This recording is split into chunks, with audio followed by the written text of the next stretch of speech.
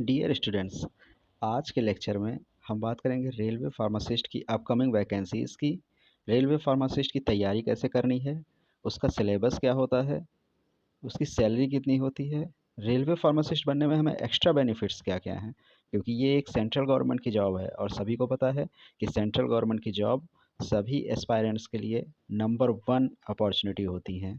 साथ ही साथ हम आपको इस लेक्चर में ये भी बताएँगे कि रेलवे फार्मासिस्ट की जो पिछली वैकेंसीज़ रही हैं, उसमें कट ऑफ कितना था, कितने नंबर पाने पे आप अपना सिलेक्शन कन्फर्म मान सकते हैं। तो इन सभी जानकारी के साथ ये वीडियो लेकर फार्मा स्टडी चैनल आपके बीच आया है।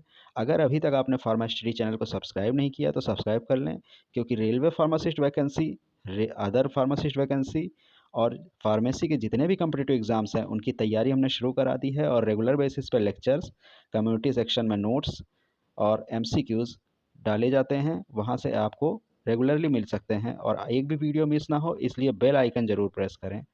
चलिए आगे देखते हैं। सबसे पहली बात तो रेलवे फार्मासिस्ट की वैकेंसी कहाँ से निकलती है, कब निकलती है, कौन निकालता है और इसका एग्ज़ाम किस तरीके का होता है। तो रेलवे फार्मासिस्ट की vacancy RRB, railway recruitment board, RRB इसकी वैकेंसी निकालता है और ये हर 4 साल पे वैकेंसी निकलती है। नंबर ऑफ़ सीट्स की अगर बात करें तो नंबर ऑफ़ सीट्स वैरी करती हैं, डिपेंड करता है कि 4 साल में कितने लोग रिटायर हुए हैं डिफरेंट रेलवेज़ से। पूरे भारत में जितने भी रेलवेज़ हैं, इंडियन रेलवे एक है और उसके अंडर में क्षेत्र के हिसाब से अलग-अलग रेलवे बनाए गए, जैसे north eastern railway, northern railway, eastern railway, south central railway, south railway, इस तरीके से अलग-अलग रेलवे बनाए गए हैं। उन सभी की वैकेंसीज़ जितने लोग रिटायर हुए, एक साथ कंबाइन करके ये वैकेंसीज़ निकाली जाती हैं, जिनका नंबर लगभग 250 होता है। 250 वैकेंसीज़ अप्रॉक्सिमेट आती हैं। इन वैकेंसीज़ की तैयारी pharma study underscore NIPER channel पर आपको कराई जाएगी। रेगुलर वीडियो पोस्ट किए जा रहे हैं जिसमें एमसीक्यूज़ आपको सॉल्व कराए जा रहे हैं, क्योंकि इस एग्ज़ाम का जो पैटर्न है वो पैटर्न पूरा का पूरा एमसीक्यू बेस्ड है। मल्टीपल चॉइस क्वेश्चन, मतलब एक क्वेश्चन होगा और उसके 4 ऑप्शन दे दिए जाएंगे और उसमें से एक सही ऑप्शन होगा, वो आपको टिक करना है। तो ये पूरा का पूरा एग्ज़ाम एमसीक्यू बेस्ड है। अगर इसके टाइम की बात करें, कितने टाइम का ये पेपर होता है, तो ये एग्ज़ाम 90 मिनट्स का होता है। पूरा पेपर जो आएगा वो आपका 90 मिनट्स का आएगा। टोटल क्वेश्चंस जो होंगे वो 100 क्वेश्चंस होंगे। क्या कट ऑफ रहेगी, 100 में कितने क्वेश्चन हम सही कर दें, इंग्लिश में होगा पेपर, हिंदी में होगा, ये सारी जानकारी हम आपको नेक्स्ट स्लाइड में देंगे। ये जो 100 नंबर का क्वेश्चन पेपर होता है, इसको 90 सेकंड में आपको सॉल्व करना है और इसमें सिर्फ फार्मेसी के क्वेश्चंस नहीं आएंगे। इसमें फार्मेसी के साथ general science, general intelligence, general awareness, professional ability, ये हो गया फार्मेसी का पार्ट। ये है हमारा फार्मेसी का पार्ट। मतलब 100 out of 100 70 questions will come from pharmacy background. 70 question ऐसे होंगे 100 में जो फार्मेसी से आएंगे और बाकी 30 क्वेश्चंस ऐसे होंगे जो general awareness, general intelligence, general arithmetic, general science. अब ये क्या होता है, जनरल साइंस क्या है, जनरल साइंस बेसिक साइंस, जिसमें बेसिक बायोलॉजी, बेसिक फिजिक्स ये सब आ जाएगी आपके लेवल 6 तक का। जनरल इंटेलिजेंस, जनरल अरिथमेटिक क्या है, अरिथमेटिक मैथ, ये मैथ आपके लेवल 6 तक का मैथ आ जाएगा आपका। जनरल अवेयरनेस जो आजकल जीके जो करंट अफेयर्स हैं, वो कौन कब कैसे कहाँ, ये सारे क्वेश्चंस जो होते हैं वो जनरल अवेयरनेस, उसके 10 क्वेश्चंस आ जाते हैं। प्रोफेशनल एबिलिटी, फार्मेसी के 70 क्वेश्चंस आते हैं और इसमें भी फार्मेसी के कौन से क्वेश्चंस आएंगे, किस तरीके के क्वेश्चन आएंगे और किस सब्जेक्ट के क्वेश्चन ज़्यादा आते हैं, इसमें मैं आपको बता दूं कि फार्मेसी में मेनली फोकस इनका फार्मास्यूटिकल, फार्माकोलॉजी और फार्मास्यूटिक्स और ज्यूरिस्प्रूडेंस, इसके क्वेश्चंस बहुत ज़्यादा आते हैं। और इन्हीं में, क्योंकि ये पेपर एक्चुअली डिज़ाइन किया जाता है रेलवे डॉक्टर्स के द्वारा, तो रेलवे डॉक्टर्स को ज्यूरिस्प्रूडेंस और फार्माकोलॉजी, एनाटॉमी, फिजियोलॉजी, इनका विशेष ज्ञान होता है और ये क्वेश्चन बनाते समय इन्हीं एरियाज़ में मोस्टली ज़्यादा फोकस करते हैं। हालांकि बाकी सब्जेक्ट भी पूछे जा सकते हैं, लेकिन फार्मा केमिस्ट्री के चांस कम से कम है, फार्माकोग्नोसी के क्वेश्चंस आ सकते हैं। तो हमें तैयारी जो करनी इसी तरीके से करनी है कि 70 में ज़्यादा से ज़्यादा हमारा कोशिश ये होना है कि भाई कम से कम 60 क्वेश्चंस ऐसे हों जो हमें आ रहे हों। तैयारी हमारी इस तरीके की होनी चाहिए। जनरल अवेयरनेस के लिए आप जो न्यूज़पेपर है, डेली न्यूज़पेपर पिछले लगभग 3 महीने का न्यूज़पेपर आप पढ़ डालिए और सिर्फ फ्रंट पेज जो उसका है, फ्रंट पेज उसका पढ़ डालिए। क्या, कब हुआ, कहाँ हुआ, कैसे हुआ, कौन किस पोस्ट पे गया, कौन किस पोस्ट से हटा, ये सारी चीज़ें जनरल अवेयरनेस में आ जाएंगी। जनरल अरिथमेटिक के लिए आप सिंपल कोई भी एसएससी इंटर लेवल तक की कोई भी किताब ले लीजिए और उसमें से जनरल अरिथमेटिक और जनरल इंटेलिजेंस के सवाल सॉल्व कर डालिए। इसको लेके और भी कौन सी बुक्स हैं, इसका डिस्क्रिप्शन मैंने अपने डिस्क्रिप्शन में दे रखा है, वहाँ जाके आप उसका नाम देख सकते हैं कि कौन कौन सी बुक हमको जनरल इंटेलिजेंस और जनरल साइंस के लिए लेनी चाहिए। जनरल साइंस के लिए भी कौन सी सबसे बेस्ट बुक है, जिससे अगर आप पढ़ते हैं तो 101% आपका एक भी क्वेश्चन गलत नहीं होगा, वो जनरल साइंस की बुक मैंने अपने डिस्क्रिप्शन में लिख रखी है। एक बात आपको और बताना चाहता हूँ, जनरल साइंस में ज़्यादातर क्वेश्चन आपके ह्यूमन एनाटॉमी, ह्यूमन बायोलॉजी इससे ही रिलेटेड रहते हैं। जैसे ह्यूमन बॉडी के डिफरेंट फ्लूइड्स हैं, उनका पीएच कितना होता है, इस तरीके के क्वेश्चंस। इसके नोट्स आपको फार्मा स्टडी चैनल के कम्युनिटी सेक्शन में मिल जाएंगे, वहाँ मैंने पोस्ट कर रखा है। और साथ ही इसकी बुक कौन सी होगी वो भी मैं आपको बता दूंगा, वो आपको डिस्क्रिप्शन बॉक्स में मिल जाएगा। चलिए आगे बात करते हैं कि आखिर कितने नंबर आने पे सिलेक्शन हो जाता है। ये देखिए, ये मैं आपके लिए लाया हूँ आरआरबी चेन्नई का जो पिछली बार एग्ज़ाम हुआ था, वहाँ का कट ऑफ ये मैं खोज के आपके लिए लाया हूँ ऑफिशियल वेबसाइट से। ये आरआरबी चेन्नई की ऑफिशियल सरकारी वेबसाइट से मैं खोज के आपके लिए लाया हूँ। इसमें ये देखिए, ये दूसरे नंबर 3, ये नंबर 0103 पे ये फार्मासिस्ट, ये कैटेगरी कोड है। हर कैटेगरी को एक कोड दिया जाता है, ये कैटेगरी कोड है फार्मासिस्ट का। इसमें वैकेंसीज़ के अगेंस्ट में कितना कट ऑफ गया था, यहाँ आप देख सकते हैं। अनरिजर्व का कट ऑफ गया था 63.43, मतलब आउट ऑफ 100 में 63.43 कम से कम जो नंबर लाया था या उससे ज़्यादा लाया था, उसका सिलेक्शन आरआरबी चेन्नई में हो गया था। उसी तरीके से एससी कैटेगरी में देखिए 55.89 नंबर पे सिलेक्शन हुआ है मिनिमम। एसटी में 43.477 पे सिलेक्शन हुआ है। ओबीसी नॉन क्रीमी लेयर में 62.68 नंबर पे सिलेक्शन हुआ है। मतलब कि ये हम समझ सकते हैं कि 100 में कम से कम हमको 65 नंबर का टारगेट रख के चलना है आउट ऑफ 100, तभी सिलेक्शन हो पाएगा। और ये मैं आपको बता दूं, एक विशेष बात, स्पेशल बात ये है कि इसमें निगेटिव मार्किंग भी होती है। 100 क्वेश्चंस होंगे, 100 क्वेश्चंस के लिए आपको 90 मिनट का टाइम मिलेगा। 90 मिनट का टाइम मिलेगा, वो क्वेश्चंस आपको 90 मिनट में करने हैं। साथ ही इसमें से 65 क्वेश्चन नंबर अगर आप ले आते हैं, 65 क्वेश्चंस नहीं है, 65 नंबर अगर आप ले आते हैं तो आपका सिलेक्शन 100% हो जाएगा। अब ये नंबर कैसे आएंगे, चूँकि इसमें निगेटिव मार्किंग होती है। अगर एक सवाल आप सही करेंगे तो आपको 1 नंबर मिलेगा, और अगर आप उस एक सवाल गलत करते हैं तो आपके 1/3 नंबर कट भी जाएंगे। ये पूरा एग्ज़ाम जो है वो कंप्यूटर बेस्ड होता है, कंप्यूटर बेस्ड एग्ज़ाम होगा। टोटल टाइमिंग जो होगी वो 90 मिनट की होगी। तो हमें क्या करना, प्लानिंग इस तरीके से आपको करनी है कि अगर आपको 65 नंबर चाहिए तो 65 नंबर के लिए आपको एट लीस्ट इतने सवाल सॉल्व करने हैं कि अगर जो कुछ सवाल गलत भी हो जाएं और उससे माइनस नंबर भी हो जाए, आपके नंबर कट भी जाएं, तब भी आपके 65 टू 70 मार्क्स आने ही चाहिए, तभी आप सिलेक्शन के चांस मान के चलिए। वो मैं आपको ट्रिक बताता हूँ। ट्रिक ये है कि आपको कभी भी 100 आउट ऑफ 100 सॉल्व नहीं करना है। आपको सिर्फ ऐसे क्वेश्चंस पकड़ने हैं जो आपको बिल्कुल कंफर्म हो, जिसमें आपको कन्फ्यूज़न ना हो। सिर्फ ऐसे क्वेश्चन पकड़िए और वो क्वेश्चन आप मैक्सिमम टू मैक्सिमम, कितनी भी अच्छी आपकी तैयारी होगी तो 85 क्वेश्चंस ही ऐसे होंगे जिसमें आप श्योर होंगे, 100% श्योर होंगे। और उसके बाद भी, उतनी एसएटी के बाद भी आउट ऑफ 85 आपके मान के चलिए 75 क्वेश्चंस ही सही होंगे, क्योंकि कहीं ना कहीं कुछ ना कुछ गड़बड़ी हो जाती है एग्ज़ाम हॉल में। नर्वसनेस या एग्ज़ाम पैटर्न बदलने से, ऑप्शंस बदलने से ये दिक्कत हो जाती है। उसमें अगर 10 क्वेश्चन भी आपके गलत होंगे तो जो आपके नंबर कटेंगे वो लगभग 4 नंबर, 3.5 नंबर आपके माइनस हो जाएंगे, और उसके बाद भी आप 70 के आसपास आपका नंबर गेन रहेगा। तो ये स्ट्रेटजी लेके आपको तैयारी करनी है। बाकी पढ़ाई के जितने भी मैटर हैं वो सारे फार्मा स्टडी चैनल पे आपको प्रोवाइड कराए गए हैं, वहाँ से आपको मिलते रहेंगे। एग्ज़ाम पैटर्न में ही सिलेबस की अगर बात करें तो जनरल अवेयरनेस में, हालांकि इन्होंने अपने रेलवे ने जो दे रखा है जनरल अवेयरनेस का पूरा detail, geography, Indian parliament, geography, Indian economy, chemistry, ये सारा सब कुछ इन्होंने जो दे रखा है जनरल अवेयरनेस में, ये सारा मिला के जो आपका आता है वो लगभग 20 मार्क्स का आ जाता है। इसमें जनरल अवेयरनेस भी आ जाती है, इसमें आपका बेसिक साइंस भी आ जाती है, क्योंकि इंडियन ये जियोलॉजी देखिए, ये इसमें जियोलॉजी दिया हुआ है। आपका यहाँ फिजिक्स दिया हुआ है, यहाँ बॉटनी दिया हुआ है, तो ये सब कुछ क्या है जनरल साइंस में आ जाता है। इन्वायरमेंट दिया हुआ है, सब जनरल साइंस में आ जाता है। इसकी कौन सी बुक है, केमिस्ट्री दिया हुआ है, कौन सी बुक है, कहाँ से पढ़ना, ये डिस्क्रिप्शन बॉक्स में लिखा हुआ है। और डिस्क्रिप्शन बॉक्स में साथ ही अभी तक जितने वीडियोज़ मैंने पोस्ट किए हैं जो कि कॉम्पिटिटिव एग्जाम में जो फार्मेसी के क्वेश्चन आते हैं उस पर आधारित है, उस पर बेस्ड है, वो सारे वीडियोज़ का लिंक भी दिया हुआ है, वो भी आप पा सकते हैं। चैनल को सब्सक्राइब कर लें, बेल आइकन जरूर दबाएं, क्योंकि उस जो मैं नए वीडियोज़ बनाऊंगा या कम्युनिटी में नोट्स प्रोवाइड करूंगा कम्युनिटी पोस्ट में, या डेली एमसीक्यूज़ जो आते हैं वो आपको मिलते रहें। इसके लिए आपका बेल आइकन दबाना बहुत ज़रूरी है, क्योंकि बेल आइकन नहीं दोगा तो नोटिफिकेशन आपको नहीं मिलेगा। तो ये सारी किस बुक से हो गई, ये सारी मैं तैयारी और सारा डिस्क्रिप्शन मैंने अपने डिस्क्रिप्शन बॉक्स में डाल रखा है। साथ ही अगर देखें इसमें रीजनिंग के सवाल बहुत आते हैं, और रीजनिंग बड़ा नंबर गेनिंग होता है, तो रीजनिंग बड़ा बेसिक सा होगा। बेसिक मतलब मान के चलिए 12th लेवल के एग्जाम की कोई भी बुक कौन सी होगी वो डिस्क्रिप्शन बॉक्स में मैंने लिख रखा, डिस्क्रिप्शन बॉक्स में देख लें।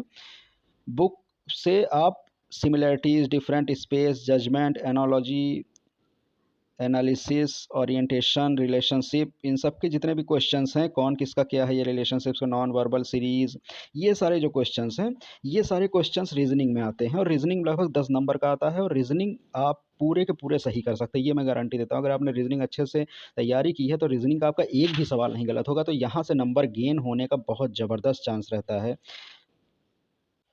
चलिए अब देखते हैं कि रेलवे फार्मासिस्ट में स्टार्टिंग सैलरी कितनी होती है और क्या-क्या फ़ायदे हैं। तो रेलवे फार्मासिस्ट की जब जॉइनिंग होती है तो स्टार्टिंग में उसका ग्रेड पे 2800 होता है। 2800 ग्रेड पे से मतलब 2800 रुपये नहीं है। ये 7th पे कमीशन में अलग-अलग ग्रेड पे बनाया गया, अलग-अलग लेवल बनाया गया है। तो ये लेवल 5 की वैकेंसी है जिसका ग्रेड पे 2800 होता है, और स्टार्टिंग में सारा जितना भी सैलरी और भत्ते हैं वो मिला के लगभग 40 से 42-45 हज़ार रुपये की सैलरी लगभग बनती है। ये डिपेंड करता है शहर टू शहर, सिटी टू सिटी वैरी करता है। उसका रीज़न क्या है कि हर एक सिटी में जो एचआरए होता है रहने का खर्चा, ये अलग-अलग होता है। जैसे ग्रुप सी सिटी है, छोटी सिटी है, तो वहाँ 8% आपको सैलरी का 8% मिलेगा बेसिक का। उससे बड़ा है तो 16% मिलेगा। बहुत बड़ा महानगर है दिल्ली, मुंबई, ऐसी जगह आपकी पोस्टिंग होती है अगर, तो आपको जो सैलरी मिलेगी उसमें आपको सैलरी का 24% एचआरए मिलेगा, तो वहाँ सैलरी आपकी लगभग ये 50,000 के आसपास स्टार्टिंग हो जाएगी। 2 साल जैसे ही पूरा होता है तुरंत आपका ग्रेड पे बढ़ के 4200 हो जाता है, मतलब सैलरी में लगभग 5000 का एक जंप आ जाता है 2 साल के बाद, और ये लेवल 6 पे पहुँच जाता है फार्मासिस्ट, जो कि एक अच्छी सैलरी मानी जाती है।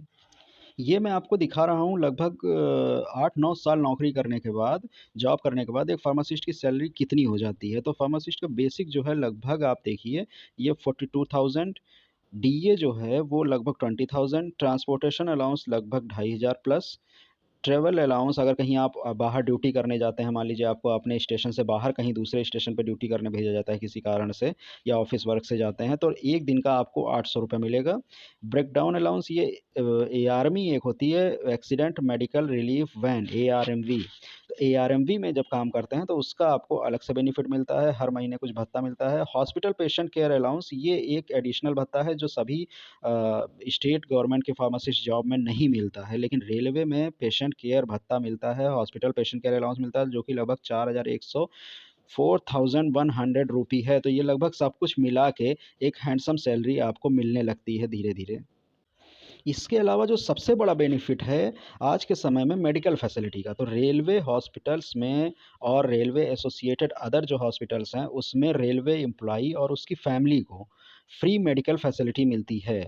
साथ ही साथ रेलवे हॉलिडे होम्स, जितने भी भारत में घूमने वाली जगह हैं, हिल स्टेशंस हैं, अच्छी-अच्छी टूरिस्ट प्लेसेस हैं, इन सब जगहों पे रेलवे हॉलिडे होम्स होते हैं। वहाँ आपको रेलवे एम्प्लॉयी अगर आप हैं, तो आपको बहुत ही सस्ते दर पे, मतलब मान के चलिए लगभग बिलो 100 रुपी में आपको पर डे के हिसाब से रूम मिल जाएगा स्टे के लिए। तो अगर आप कहीं घूमने जाते हैं परिवार के साथ, तो ये एक एडिशनल और एक्स्ट्रा बेनिफिट है, जो कि बहुत ही बड़ा बेनिफिट है। इस तरीके की जितने भी वीडियोज़ हैं रेलवे फार्मासिस्ट को की तैयारी को लेके जो हमने अभी तक डाले हैं और फ्यूचर में जो आएँगे, इसको लेके जितने भी वीडियोज़ हैं, इसको पाने के लिए आप चैनल को सब्सक्राइब ज़रूर कर लें और बेल आइकन ज़रूर प्रेस करें। चलिए अब बात कर लेते हैं और कौन-कौन से बेनिफिट हैं रेलवे फार्मासिस्ट बनने के। तो सबसे पहले आती है लीव, छुट्टी। तो कितनी छुट्टी मिलती हैं? तो हम रेलवे फार्मासिस्ट अगर आप बनते हैं, तो आपको हर साल 30 डेज़ के लिए भी 10 डेज़ की सिक लीव, मतलब बीमार होते हैं उसके लिए आपको 10 डेज़ की सिक लीव, 10 डेज़ की कैजुअल लीव CL, जो कि आपको हर साल 10-10 करके मिलती रहेगी। और इसके अलावा कुछ और भी छुट्टी हैं, और भी छुट्टी में कौन सी लीव्स हैं, जैसे अगर आप फादर बनते हैं तो आपको 15 डेज़ का, 2 बच्चों तक का 15-15 डेज़ का, मतलब 30 डेज़ का थ्रू आउट लाइफ जब भी आप फादर बनते हैं तो ये एक्स्ट्रा छुट्टी आपको मिल जाती है। यहाँ 30 डेज़ की LAP और 10 डेज़ की सिक लीव ये जो मिलती है, ये हर साल आपके अकाउंट में क्रेडिट होगी, जुड़ती रहेगी और आप जब चाहें तब ले सकते हैं। इसके अलावा रेलवे पास, ये बहुत ही अट्रैक्ट करता है सभी को, जो भी रेलवे एस्पायरेंट्स हैं, जो भी स्टूडेंट्स हैं जो इसकी तैयारी कर रहे हैं, कि रेलवे पास क्या होता है और कितने मिलते हैं। तो रेलवे पास क्या होता है, रेलवे पास एक ऐसी फैसिलिटी है कि रेलवे एम्प्लॉय खुद और अपनी फैमिली को पूरे भारत में कहीं भी ट्रैवल करा सकता है ट्रेन में और रिजर्वेशन करा सकता है। तो रेलवे फार्मासिस्ट को 2 सेट रेलवे पास मिलता है। 2 सेट का यहाँ मतलब है, आना और जाना एक सेट बोला जाता है, मतलब 4 पास टोटल मिलेंगे, आप 4 टिकट करा सकते हैं सेकंड AC में। ये सेकंड AC का पास मिलता है आपको। और 3 सेट PTO मिलता है। PTO क्या होता है? PTO होता है कि आपको अगर आपका पास ख़त्म हो जाता है उसके बाद भी कहीं आपको जाना पड़ रहा है तो आप PTO का यूज़ करिए। PTO में आपको जो पेमेंट है उसका 1/3 पड़ेगा। जैसे नॉर्मल पैसेंजर्स को अगर 100 रुपये देने हैं किसी भी जर्नी के, तो आपको 33 रुपये ही पड़ेंगे। इसके अलावा एक और बहुत बड़ा बेनिफिट है, 2 बच्चों तक रेलवे ट्यूशन फ़ी पे करती है हर साल 27,000। 27,000 ट्यूशन फ़ीस आपको हर साल मिलेगी 2 बच्चों तक की पढ़ाई के लिए, और ये हर साल आपको क्रेडिट होती चली जाएगी जब तक आपका बच्चा 12th लेवल में नहीं पहुंच जाता है। तो ये इस तरीके से बहुत ही स्पेशल टाइप के बेनिफिट्स हैं, बहुत ही ल्यूक्रेटिव जॉब है ये। इसलिए आप लोग फार्मासिस्ट की तैयारी के लिए आज ही लग जाइए और pharma study underscore NIPER channel को सब्सक्राइब करिए, बेल आइकन प्रेस करिए। अब देखिए, यहाँ देखते हैं कि किस सब्जेक्ट से कितना आता है। जैसा कि मैंने बताया कि रेलवे फार्मासिस्ट का जो क्वेश्चन पेपर है वो मोस्टली डॉक्टर्स के द्वारा सेट किया जाता है। तो डॉक्टर्स का जो नॉलेज है वो फार्माकोलॉजी और ह्यूमन एनाटॉमी में बहुत अच्छा नॉलेज होता है उनको।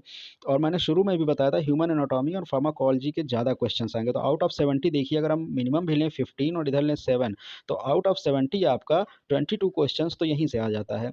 फिर उसके बाद pharmaceutical analysis, pharmaceutics, organic chemistry, microbiology, इन सबसे 2-2 क्वेश्चन, 1-1, 2-2, 3-3, 4-4 क्वेश्चन, बड़े बेसिक टाइप के क्वेश्चंस जो कि बड़े पॉपुलर क्वेश्चंस हैं। अगर आप लगातार मेरे वीडियोस देख रहे हैं तो आप वो क्वेश्चंस बड़े आसानी से सॉल्व कर लेंगे। इसके बाद फार्माकोग्नोसी देखिए, फार्माकोग्नोसी से यहाँ वो क्वेश्चंस आएंगे जो फार्माकोलॉजी से इंटरलिंक है। इंटरलिंक मतलब क्या है? जैसे क्विनीन एल्कलाइड है, वो फार्माकोग्नोसी में भी आप पढ़ते हैं और फार्माकोलॉजी में भी एंटी एरिथमिक में दिया हुआ है। जैसे आपका अरेका कैटेचू है, वो फार्माकोग्नोसी में भी दिया हुआ है, और अरेका कैटूचू से मिलने वाला केमिकल एरेकोलिन वो फार्माकोलॉजी में दिया हुआ है। इस तरीके के जितने भी वीडियोज़ हैं, क्वेश्चंस हैं, वो मैंने अपने वीडियोज़ में कवर कर रखे हैं। अगर मेरे वीडियोज़ आप 2 से 3 बार देखते हैं तो आप 101% मान के चलिए कि आपका सिलेक्शन होने से कोई रोक नहीं सकता है। फार्मास्यूटिकल ज्यूरिस्प्रूडेंस से 2 से 5 क्वेश्चन, इसके लिए मैंने 3 वीडियोज़ बनाए हैं फार्मास्यूटिकल ज्यूरिस्प्रूडेंस के लिए, उसमें पूरा 100% सिलेबस कवर कर दिया है। आउट ऑफ दैट कोई भी क्वेश्चन आने का चांस नहीं है। आप पूरा का पूरा 2 से 5 जितने भी क्वेश्चंस आएँगे, पूरा का पूरा श्योर आप सॉल्व कर पाएँगे। तो आप मेरे वीडियोज़ को 2 से 3 बार रिवाइज़ कर के बार-बार देखिए, और कोई भी काम आप कर रहे हैं, सिंपल क्या करिए, वीडियो मेरा खोलिए और चला के रख दीजिए उसको। आप उसको सुनते रहेंगे तो पूरी फार्मास्यूटिकल ज्यूरिस्प्रूडेंस, फार्माकोलॉजी के जितने भी लेक्चर्स हैं, आपका पूरा तैयार होता जाएगा। अदर सब्जेक्ट में क्या होता है कि कई बार आउट ऑफ सिलेबस क्वेश्चन पूछ लिए जाते हैं, वो अदर में रख दिया गया, तो 1 से 2 क्वेश्चन वैसे होते हैं, ज़्यादा नहीं होते हैं। एक बार आपका सिलेक्शन हो जाता है तब फिर क्या सीधे जॉइनिंग मिल जाती है? नहीं। एक बार आपका सिलेक्शन जब हो जाता है तो उसके बाद नेक्स्ट स्टेप आता है, आपको आपके घर लेटर जाएगा, रिज़ल्ट निकलेगा और डॉक्यूमेंट वेरिफ़िकेशन के लिए बुलाया जाएगा आपको। डॉक्यूमेंट वेरिफ़िकेशन में क्या होता है कि फॉर्म भरते समय जो-जो बातें आपने फॉर्म में लिखी हैं, उन सारी फॉर्म में लिखी बातों को आपके डॉक्यूमेंट से मैच कराया जाएगा। तो उसमें आपको आधार कार्ड लेके जाना है, पैन कार्ड लेके जाना है, वोटर आईडी लेके जाना है, मोबाइल नंबर जो है सेम वही मोबाइल नंबर लिखना है जो आपने फॉर्म भरते समय लिखा था। ईमेल आईडी सेम वही लिखनी है जो फॉर्म भरते समय आपने लिखी थी। यहाँ मैं बता दूँ कि डॉक्यूमेंट वेरिफ़िकेशन बहुत ही सिंपल स्टेप है, इसमें किसी तरीके का कोई इंटरव्यू नहीं होता है। आपको बस बुलाया जाएगा, आपके सारे डॉक्यूमेंट्स, आपका डिप्लोमा या बी फार्मा की जो मार्कशीट है और जो डिप्लोमा का सर्टिफ़िकेट है, ये बात ध्यान रखिए कि सिर्फ़ डिप्लोमा या बी फार्मा की मार्कशीट से काम नहीं चलेगा। डिप्लोमा और बी फार्मा के बाद आपका PCI में रजिस्ट्रेशन होना ज़रूरी है, वो रजिस्ट्रेशन सर्टिफ़िकेट वो लोग देखते हैं। साथ ही एक बहुत विशेष बात, फॉर्म भरते समय फॉर्म भेजने से पहले आप उसकी एक फ़ोटोकॉपी अपने पास रख लें। ये कोई आपको नहीं बताएगा, ये बहुत इंपॉर्टेंट बात मैं बता रहा हूँ। उसका रीज़न क्या है कि फॉर्म में हमने कौन-सी ईमेल आईडी लिखी है, फॉर्म में हमने कौन-सा मोबाइल नंबर लिखा है, फॉर्म में हमने सिग्नेचर हिंदी में किया है या इंग्लिश में किया है, ये सारा चीज़ें आप भूल जाएँगे, क्योंकि रेलवे का एग्ज़ाम होने के बाद डॉक्यूमेंट वेरिफ़िकेशन रिज़ल्ट आने और डॉक्यूमेंट वेरिफ़िकेशन में लगभग 1 साल का गैप होता है। तो हम भूल जाते हैं कि हमने साइन उस समय हिंदी में किया था या इंग्लिश में किया था।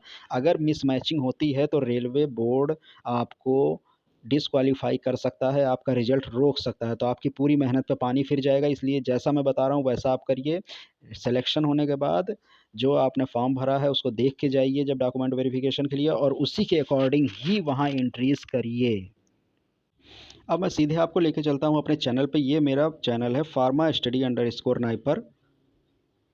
इस चैनल पे आपको जितने भी वीडियोज़ अभी तक मैंने डाले हैं वो आपको मिल सकते हैं आरआरबी और डिफरेंट फार्मेसी एग्ज़ाम की तैयारी को लेके।